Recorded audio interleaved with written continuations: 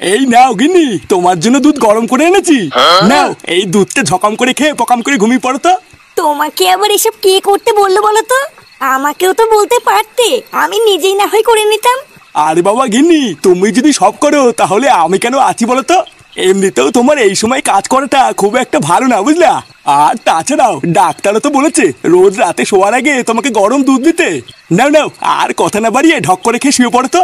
আচ্ছা সে না হয় খাচ্ছি, কিন্তু ফুটো কোথায় গো? ও কি খেয়েছে? আর তোমার ফুটো ওই সেগোমানিতে তো রাত হয়ে গেল, এখনো বাড়ি ফেরেনি, তা খাবে কি করে? সেও যখন আসবে আসুক গিয়ে, তুমি চুপচাপ দুধটা খেয়ে শুয়ে পড়ো। এইসব কি বলছো তুমি? ছেলেটা এত রাত হয়ে গেল এখনো বাড়ি ফেরেনি?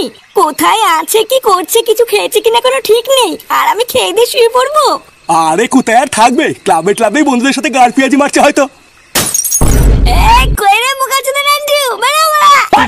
এটা কিসের শব্দ গো?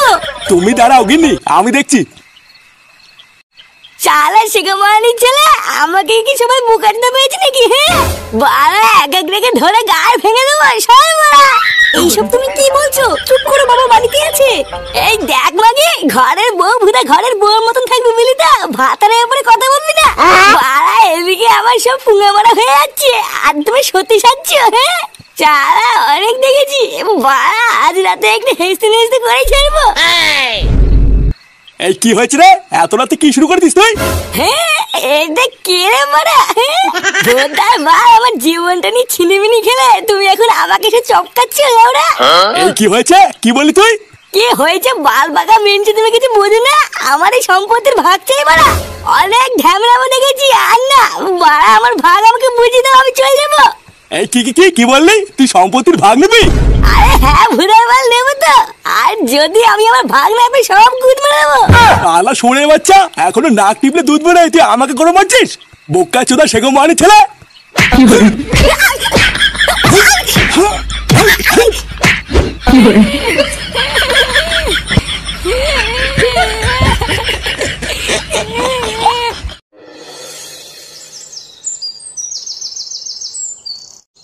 আরে একই ডাক্তার বাবু, আপনি এত সকালে আমাদের বাড়িতে?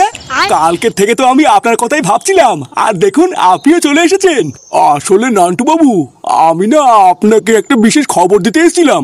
আরে ডাক্তার বাবু, আপনি আর আমাকে কত বিশেষ খবর দেবেন বলুন তো? সেই দিনকে রাত্রেবেলায় আপনার মুখ থেকে ওই খুশির খবরটা শুনে আমি যে কি খুশি হয়েছিলাম আপনাকে আর কি করে বলি। আর সেই খুশিতে খুশিতে আমি তো আমার সন্তানের নামও ঠিক করে রেখেছি।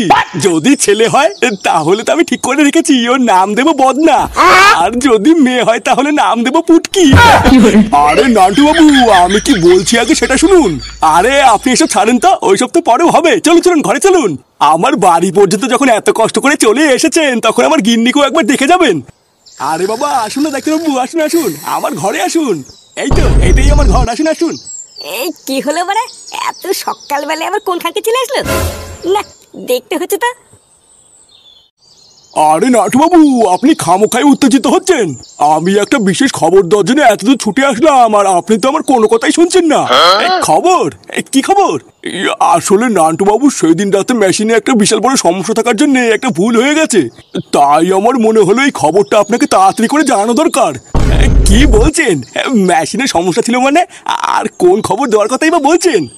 ইয়ে মানে সত্যি বলতে নান্টু বাবু, আপনার বউ প্রেগনেন্ট না? আসলে সেই দিন রাতে যে মেশিনটাই চেক করেছিলাম, সেই মেশিনে একটা ছোট সমস্যা থাকার জন্য ভুল ভাল দেখেছিল। আপনার বউ তেমন কিছুই হয়নি, ওই সামান্য একটু গরম লেগে মাথা ঘুরে পড়ে গেছিল। কি বলছেন ডাক্তার বাবু? তাহলে আমি বাবা হচ্ছি না? এইসব আপনি কি বলছেন?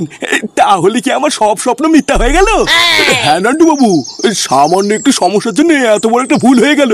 ও আপনি কিছু মনে করবেন না, বুঝলেন? চৌধুরী ভাই ডাক্তার, সারা গ্রামে আমাদের মান সম্মানে গাল মেরে দিয়ে এখন বলছেন কিছু মনে করবেন না? বাচ্চা তোর এই বালের মেশিনের জন্য লজ্জায় আজকে আমার ঘর থেকে বেরোনো বন্ধ হয়ে গেছে, আর তুই এখানে নাটক মারছিস। আসলে আমার কিছু করার নেই ফুটো, এই সবই ছিল মেশিনের সমস্যা। তোর কিছুই করার নেই, কিন্তু চোদনা হরি আমার এখন অনেক কিছুই করার আছে। শালা বাল ছাল সুখবর দিয়ে আমার আর আমার বন্ধুর পুরো গ্রামের সামনে মান সম্মান নিয়ে খেলা করা, শালা ভসে।